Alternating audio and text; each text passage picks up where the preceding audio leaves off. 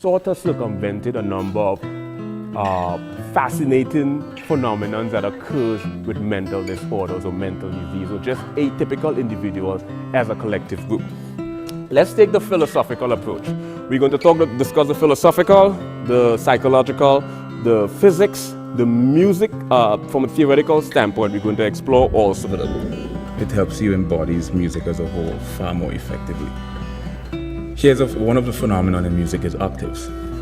Why we hear octaves, it turns out that we hear logarithmically consciousness on an infinitesimal level. So when you look at pantheism, you look at panentheism, and you look like panpsychism, they all have this sort of philosophy of an external divine intervention, but from quite a peculiar perspective.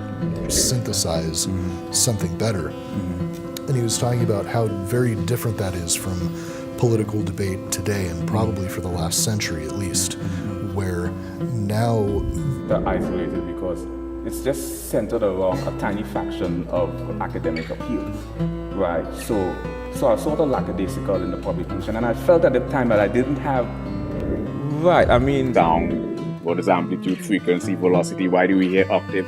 But that's just from a physics perspective, like precognition, premonition, clairvoyance, retrocognition, lucid dream, extrasensory perception. Look in cross-disciplinary, multidisciplinary, transdisciplinary, and interdisciplinary areas. So